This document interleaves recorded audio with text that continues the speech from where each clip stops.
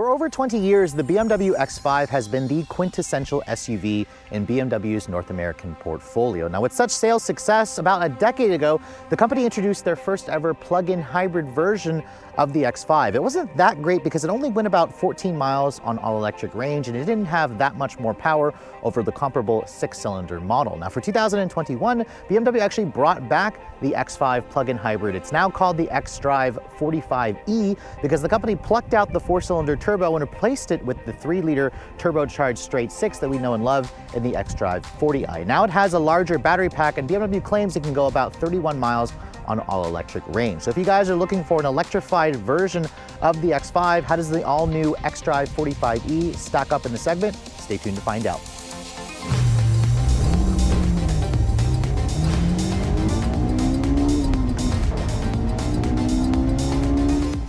Now, I've already showed you a pretty detailed review on this 4th generation X5. It was introduced back in 2019. And because I haven't had a chance to show you guys the plug-in hybrid model, I'm going to focus primarily on, of course, the powertrain and some of the slight differences between this model and a regular gas-only version. The first thing I want to talk about, obviously, is underneath the hood, because this now adds an electric motor to the company's already fabulous 3-liter turbocharged straight six. Now, in typical BMW fashion, underneath the hood here, you can't really see much. It's a lot of plastic, and you can see a very large orange wire here, because essentially what they've done is they've put the B58 turbocharged direct injection 3-liter straight six. The engine on its own makes about 282 horsepower and 331 pound-feet of torque. That is slightly detuned versus 335 that you get in the base xDrive 40i, but it's augmented by an electric motor that adds about 111 horsepower and 195 pound-feet of torque. Now, when you combine the two outputs together, it's not a straight addition because you do have some drivetrain losses. You get a maximum of 389 horsepower and 443 pound-feet of torque. That's about 81 more horsepower versus the previous generation, which had a 4-cylinder turbo with an electric motor. It's now, of course, fed by a 17.1 kilowatt-hour battery pack. That large battery pack now enables this vehicle to go a maximum of 31 miles on all-electric range. So that's plenty of range, not quite as good as something like a mainstream model like a Toyota RAV4 Prime or a Lexus NX450h Plus, which I just reviewed, but this is a little bit higher versus its competitors like the Volvo XC90 Recharge and the Lincoln Aviator Grand Touring. Now, BMW says you should be able to get to 60 in about 5.3 seconds, and fuel economy is rated at 19 in the city, 21 on the highway if it's on all a gas mode. When you add in the hybrid function or the electric function, it'll get about 50 mpge, which is pretty good, a little bit less than some of the competitors, but this fuel economy, you should know the gas engine by itself is a little bit less versus the 2025 that you get in just the regular gas-only version. Remember, these six-cylinder engines are pretty efficient engines. It all goes out through an 8-speed conventional 8-speed automatic transmission with a torque converter. So not a CVT or dual clutch like you might find in some other competing systems. This vehicle is an X5, so it still will tow a maximum of 7,200 pounds. And BMW says because of the electric motor and the battery, this now weighs in at around 5,600 pounds. It's about 700 pounds heavier versus the gas-only version. Now, shutting the hood, let's take a look at the styling of the X5 plug-in hybrid. You can see it looks pretty much like the conventional X5, which is a very good thing. Those of you who don't want to drive something that looks like you're a tree hugger, you're going to really like what BMW has done here. Unlike the X7, which has a massive kidney grille, this actually is a little bit more proportional to the body. You can see this one here is missing kind of like a shadow line package, which would black out the kidneys, but I do have the M Sport package on my tester for about $4,400. It adds that unique front fascia. This graphite gray exterior looks really good with BMW's full LED headlights with their laser light technology. You can see it has LED daytime running lights, LED low and high beams, LED turn signals, and down here you'll find LED fog lights, which is really nice. I love the black trim. It goes really well with the gray exterior. And this car is still a really handsome looking SUV. BMW is going to be refreshing this car probably for 2023. For 2022, they didn't really make any changes because in 2021, they added this plug-in hybrid version, and then the X5M was introduced in 2020. Now, looking at the wheels, my tester with the M Sport package has these very attractive bicolor 21-inch wheels wrapped in massive tires. You have two 75/40 width tires in the front, and then in the back, they're actually 315 wide tires. So some of the widest tires that I've seen in an electrified model. The M Sport brakes on my tester are $650 extra. They look fantastic. I love how they're blue. You can also get red painted calipers. The plug-in hybrids all come with BMW's adaptive air suspension as standard, which means it's 4-corner air suspension. It can raise and lower the vehicle up and down depending on how high you want it in a button or a switch in the center console. Now, in terms of the size, the X5 is still one of the bigger entries in the segment, although it's about the same size as something like the Genesis GV80. That's what it competes with. Its wheelbase is 117.5 inches long. It's about 194 inches long overall. It's about 10 inches longer than BMW's X3, and this is still built on BMW's cluster architecture, the same one that underpins the 3 Series, the X3, etc. It's pretty well known in BMW's family. Now, looking at right here, you can see this is the charge port connector for the J1772 plug. This does come with an onboard charger that only charges at a maximum, I believe, for 3.6 kilowatts. It's a little bit slow. In fact, BMW says it'll take between 4 to 5 hours to completely recharge the battery on a level 2 charger. That's a 17 kilowatt hour battery pack, remember. If you're gonna do a level 1 charger, it'll probably take you about 12 hours. So that's actually pretty slow. Something like the Lexus NX 450h Plus will charge faster if you go for the faster charging connector. I actually kind of wish BMW did offer a slightly faster option. Something like this should take about 2 hours to recharge as opposed to 5 hours. Now, moving over to the rear, you can see it's still a very attractive looking SUV. There's nothing here that's gonna really give you an indication this is a plug-in. You can see the taillights full LED. You can see LED turn signals. You have the typical X5 badge there. And then at the back here, there's one badge that'll give it away as the plug-in hybrid. It'll say xDrive 45E. The 45E is basically where it adds more power. It adds the electric motor aspect, and that's where the E comes from. Down here, you can see the exhaust system is integrated into the bumper. My tester already has a tow hitch installed. It all looks very nice, very conventional, and I like how you can option it in with the Sport package. Now, opening up the cargo area, a power liftgate is going to be included, obviously, and you can see the BMW X5 still come with their split tailgate design, which is very similar to something like a Range Rover. When you open it up, you can see the bottom portion opens separately, and when you do open both of them up, you get a really generous cargo area. Now, you should know that the cargo area or the battery pack lives underneath this cargo floor, which means you do have a slightly higher floor. There's still surprising amount of storage underneath here. There's where the mobile charger is for the 120 outlet. But no spare tire. The vehicle actually runs on run flats. With the second row seats up, the third row is not available on this plug-in model. You get around 33.3 cubic feet of space. That's a reduction of about 0.8 versus the gas-only version. If you fold down the second row seats, which BMW allows you to do by pulling on this lever here, pull both the levers so you can see the seats fold down. It's not completely flat, but you get around 71 cubic feet of space. That's a reduction of about 1 cubic feet total. So it's not like there's a compromise here, but you should know that the floor is a little bit higher and it's not quite a full flat fold down capability when the second row seats are folded. So obviously the exterior differences on the X5 plug-in are pretty minimal, but what about the interior? Let me first, of course, talk about the key fob. This is BMW's current key fob. It's their Smart Key Access Intelligent Key. BMW does offer a digital key function where you can use a key card or you can use your phone as a key, which obviously I'm not going to be able to show you because this is a press car. It's not my own vehicle, but because it's the intelligent key, you just have to walk up. If you just touch the door handle, that opens the door for you. This car also has the ability to walk away lock and unlock for you. You can turn that setting on and off when you have the key fob on you, which is nice. Now, this gray exterior is complemented by this beautiful white leather interior. This is the upgraded leather interior for like an extra couple $1,000s. The leather looks fantastic. The seats also offer like 18 different ways of adjustability. They are heated. Ventilated seats are optional, as are massaging seats, which sadly my tester is missing. The ventilated seat and the massaging seat, that's again part of a package about $1,800 extra that my tester is missing. You do get things like 2-person memory seats, of course, real aluminum trim, beautiful real stitching along the door panels, which is nice. And then down here, it's even soft touch plastic. My tester has the Harman Kardon stereo, which does sound pretty good. It goes really well, of course, with the rest of this interior. The two 12-inch displays are going to be standard. The interior obviously makes a great first impression. I also really like the headrests here because they actually almost look like pillows. They are very comfortable, but again, for this kind of money, I would have expected to see at least the massaging seats and the ventilated seats as standard. I wish I didn't have to still pay extra for it. Now, of course, this is in its normal drive height setting, so when I get in, it offers a really nice, easy step-in height. You can also lower it if you'd like when you shut the door. The door has a nice, solid sounding thunk, which again adds to the impression of quality. That's what I expect from a vehicle that wears the BMW badge. Now, my tester with the executive package adds the glass controls, which means you have these beautiful crystal controls here for the shifter, for the iDrive controller, and for the start-stop button, which is right here by the shifter. When you turn the vehicle on, you can see it has that typical BMW chime. You have their Live Cockpit Professional infotainment system here with the 12-inch display for the instrument panel, which is slightly adjustable. You can put the GPS in there and your driver assistance functions. And you have iDrive 7.0 here for the 12.3-inch full touchscreen display, which looks pretty good.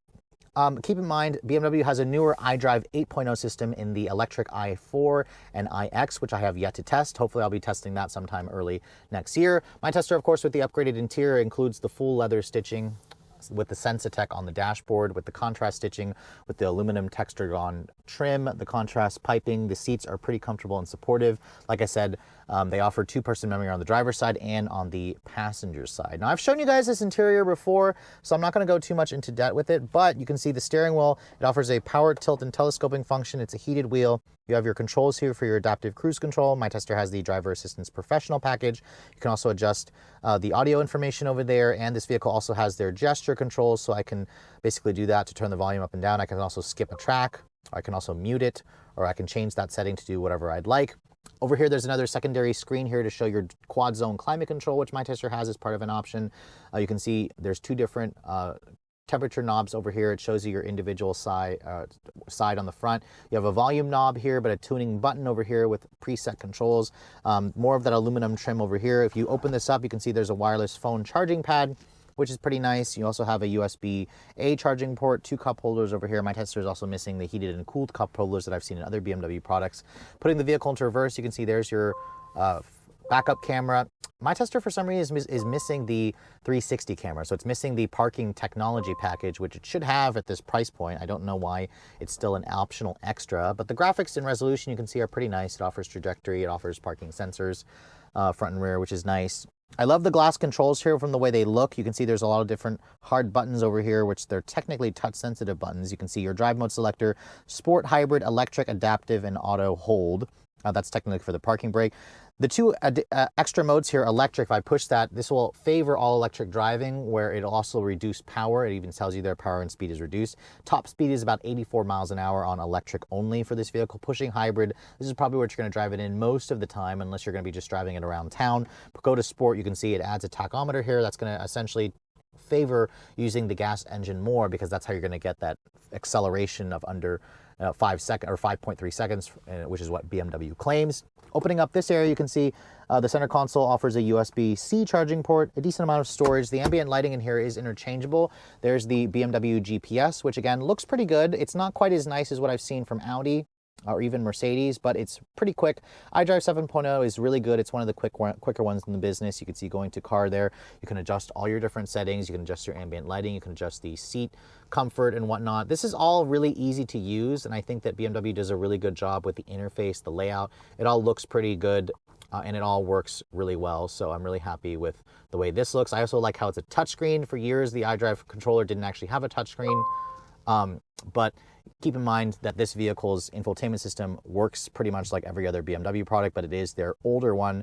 The 8.0, which I should be testing sometime next year, is what I'm really excited to try out, because they've basically enlarged the screens now to 14.5 inches, which again makes it even more competitive versus some of its competitors. Now again, looking over here at the seats, I really like these seats. They're comfortable and supportive. They are the upgraded leather. Even the passenger side here offers all the different adjustability for like 18 different ways.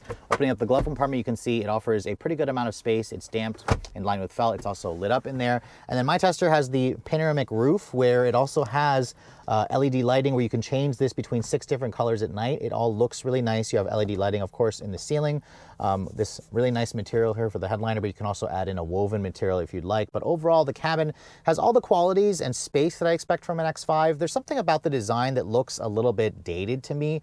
Again, I haven't sat in the newest BMW products, but if you guys want something that's familiar, something that's comfortable, that has really relatively simple to use tech, it's just not the most luxurious feeling. The X5 is certainly still at the top of its game.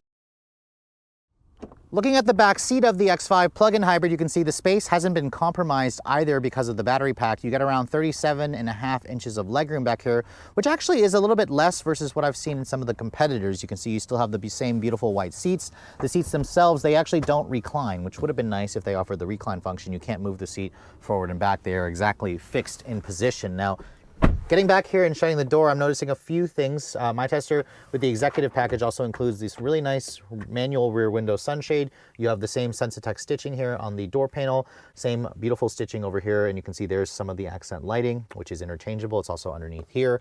There's also a USB-C charging port here. This is, I believe, a connector if you guys want to add in the rear seat entertainment package. It also has it on the other side. You can see my tester with the quad zone climate control. You can adjust your climate area back here. You have 3-level heated seats back here. Looks like there's a button for cooled seats, but my tester is missing that. Rear seat air vents, which is nice. You also have them on the pillar over here. A little bit of storage over there, and then there's a power outlet over here, although surprisingly no USB-C outlets back here, which are over here on the actual seat back. So instead of being down here, BMW puts it over there, which is nice. You have 2 storage pockets over here.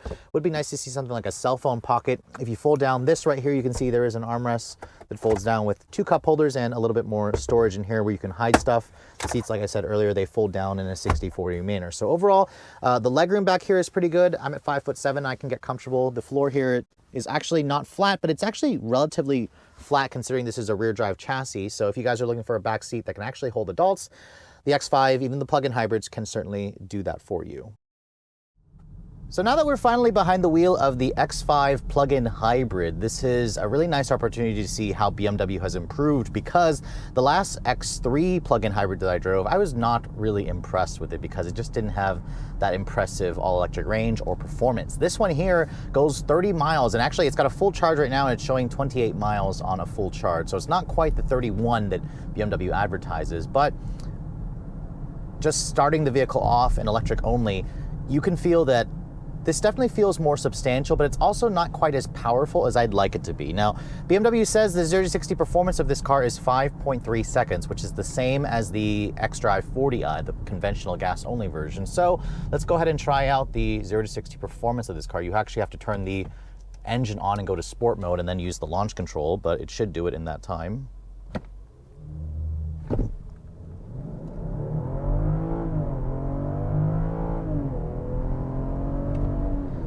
And I actually just got 5.27 seconds right off the bat, so that's really good.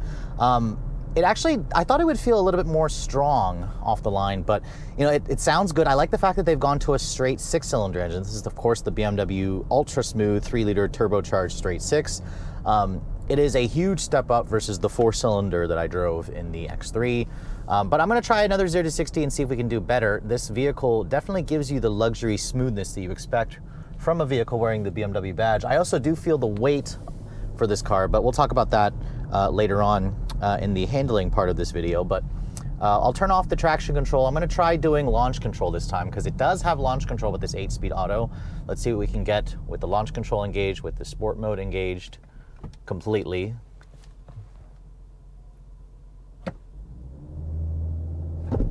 That's much better. Not bad. Wow, and I got 4.84 seconds there, so that is significantly faster with the launch control and just brake torquing it. It's actually quicker than BMW's claim, which is not surprising. The Germans tend to be ultra conservative, of course, with that. But remember, to do the launch control, you have to put the traction control in sport, and then you have to flip the gear selector here into its S mode, so it kind of gives you all of the extras, and it also will build the boost. But that's actually pretty impressive performance. It's definitely faster than the last Lincoln Aviator Grand Touring that I drove, the plug-in hybrid model. But putting my foot down here, ooh, you can feel the engine sounds good. The 8-speed auto is also quick to respond, and the X5 really shrinks in terms of its weight. This is, of course, their mid-size SUV. It's a right-sized vehicle, although it's about 10 inches longer than the X3. But because it's standard air suspension, this vehicle rides incredibly well. Unlike the X3, which tends to have a more harsher, firmer ride, even my tester here with the 21-inch wheels, it handles really well. It rides really well. It's about what you would expect from a vehicle in this price range, spending this kind of money. The X5 essentially shrinks. It just feels like a very tall 5 Series, which is fantastic. Now, let me put the vehicle back into electric. So let's get it out of sport here. Let's put it into an electric mode here. It's now actually showing 30 miles of electric range for some reason, so it went up 2 miles. Actually, it's showing 31. It went up 3 miles compared to when I first started this video. It's almost like the car heard me say that it's not showing the advertised range, and it's just like, okay, let's go back up. Of course, that always is going to change based on your drive mode settings and how you're actually driving the vehicle, but leaving it electric only, let's see how long I can cruise in electric only in this vehicle. My foot is to the floor. This is to the floor right now, and it's really slow, really slow. And you can actually feel it shifting through the gears. This electric motor has access to all 8 gears in the 8-speed auto.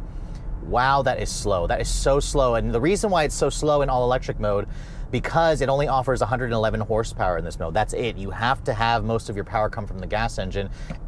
If I put my foot all the way to the floor past the click point, the gas engine actually turns on, even though we've got the battery fully charged. So if you go past that click point because you demand maximum power, it will switch automatically to hybrid mode and take the vehicle out of its all-electric only mode. So you can't go past that click point, but God, it probably feels like 12 seconds to get to 60 when it's in all-electric mode. So you're obviously not gonna be driving this vehicle like a BMW when it's in that mode. It just feels far too sluggish. Like here again, I'm all the way to the floor, but not past that click point. It's so slow. It's very smooth, although it's weird because I can feel the transmission shifting. And you don't really associate shifting with an electric car, but you can drive this car like an electric car. You just have to be okay with the fact that it is very, very lethargic in all EV mode. But just finding some corners here, the X5's weight is not in the floor like it is on a lot of other electric vehicles because the battery pack actually lives in the cargo area, but it's 755 pounds heavier versus the gas-only xDrive 40e. And you definitely notice the weight, but this is still a really nice handling SUV. BMW, of course, they're known for the ultimate driving machine. They've kind of lost that way in recent years, but they're starting to kind of claw their way back. This 4th generation X5 has been an excellent driving vehicle ever since it came out. I really like the way these drive. I like the way how comfortable they are. You can see out of it really well. BMW's driver assistance, part of the driver assistance professional package for $1,700, works pretty well. It does active lane changes for you. It actively steers for you when you're out on the highway. It is all very, very nice, and I can see out of this well. The seats are also pretty comfortable. This has the upgraded leather, full leather interior with the white leather. It looks great. It looks fantastic with this gray interior. The car itself, I have really no complaints, but you know what? I want to try out the 0 to 60 in just electric. So let's go ahead and try it out here and see what we can get. I'm not going to go past the click point. Oh my God. Oh my God. Can I even make it to 60 with this length? Oh my God, it's still accelerating. Still accelerating, come on. Oh my God, this is so slow. And we're gonna eventually get to 60. You can feel it shift into 6th gear there. 14.98 seconds in electric only mode. Literally, it shaves off 10 seconds off the 0 to 60 time when you are literally trying to try this thing out. There was a ball that literally rolled into the road. Literally 10 seconds was shaved off of the 0 to 60 time by just turning on the gas engine and putting it in hybrid mode. that is probably the slowest accelerating car I've tested all year. But again, this was in all electric mode. But that's why I think BMW needs to do something about it. The electric only mode should have more power. I should be able to get like 200 horsepower out of it and at least get to 60 in like 9 seconds, because this is pretty sluggish. When I put my foot down here, just trying to accelerate, it does feel relatively fine, but again, it needs more. And this is why you're gonna push that sport button here, go into hybrid mode, put your foot down here, and then you can hear that lovely straight 6 again. It sounds great. Now, in terms of fuel economy, I've been averaging about 18 miles to the gallon in the gas-only mode, which is not great. It's actually a little bit lower than the gas-only version of this car. When you have it combining with hybrid, the electric motor and the gas engine, this should do about 50 mpge, which doesn't really mean like anything. But remember, it's because it's able to do a combination of gas and electric, and that's why it's able to improve the fuel economy. So overall, it still handles well. It does offer electric-only driving range, and you can go up to 84 miles an hour, but it's so bloody slow, you have to get used to how sluggish it is. And really, to have some fun with this vehicle, you need to put it into Sport Plus, which it'll do 0 to 60 in under 5 seconds all day long. And now it's showing 31 miles of electric-only range. I do believe that number. It is a little bit chilly outside, although it's 53 today, so this is probably ideal conditions for it. But overall, it seems BMW has learned to improve their plug-in hybrids, but they're still not quite there yet. Although the pricing of this vehicle does, make for an interesting point to get this, so we'll talk about that in the conclusion.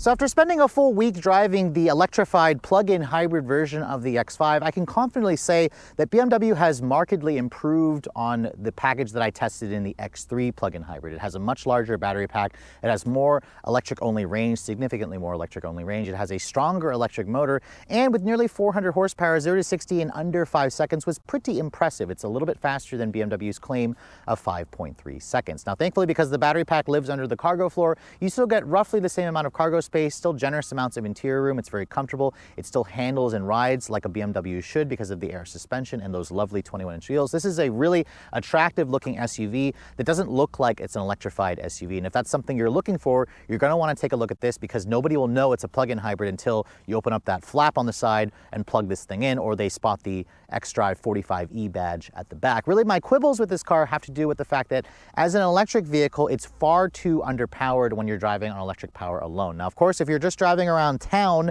you're just doing your errands, you're not going to be pushing this car like a BMW should be pushed or driven. It does have decent acceleration. The 8-speed automatic is smooth, but it's a little weird feeling the shifts when it's in driving in electric only mode. But just keep in mind, if anytime you need to floor this vehicle past the click point, it's going to wake up that gas engine. So if you're looking for an electrified SUV that feels a little bit more like an electric car versus a hybrid, you might want to consider looking at the Lexus NX 450h, which is technically a class below this. But I think that's what people are going to want. They want a plug-in hybrid that feels more like an electric car. This does get a little bit closer. It's a little bit better versus the Volvo XC90, but I think BMW could push the envelope even more. Keep in mind, of course, I haven't driven the newest electric BMW products like the BMW i4 and the iX, which I should be driving sometime next year. Now, speaking of which, let's get on to the pricing, because the regular X5 starts at around $59,000 for the S-Drive 40i. You're going to add a couple grand for the all-wheel drive version. The plug-in hybrid model starts at around $66,000, so it's about $7,000 more versus the gas-only version. Now, I should mention, however, that this model qualifies for the full $7,500 federal tax credit, which will, in theory, drop the base price of this vehicle below the price of a gas-only X5. And at that, it actually kind of makes sense because it gets similar performance, maybe slightly better. You can drive in all-electric only modes around town, and it could actually save you money. So on the weekdays when you're going to and from work, if your commute is less than 15 miles, you could drive this on all-electric, charge it at home, and then on the weekends, you can essentially go about 400 miles on a full tank of gas, combined with that 18-gallon gas tank. Keep in mind, this is going to use premium gas. Now, my tester, of course, with the M Sport package, the 21-inch wheels, the upgraded leather, the pano roof, the executive package, the premium package, etc. This one here stickers for about $81,000, which 81 grand is a lot of money. You could get a full electric SUV for that money, actually save a little bit of money by going with a full electric SUV. And that's something I would probably do until, of course, I drive the i4 and the iX, full electric vehicles from BMW. But again, as a stopgap, if you must have an X5 that doesn't look like a weird electric vehicle, this one here certainly belongs at the very top of your list. And I actually prefer this vehicle over something like the Lincoln Aviator Grand Touring and the Volvo XC90 Recharge, which are the main competitors for the X5 plug-in hybrid. But with all that said, I hope you guys have enjoyed my full overview on the 2022 BMW X5 xDrive 45e. If you're also looking to see the latest cars I'm testing, be sure to follow me on Instagram at redline_reviews, like us on Facebook, and as always, guys, please keep subscribing to the Redline Reviews YouTube channel for all the latest reviews. Thank you so much for watching. I'll catch you all in the next video.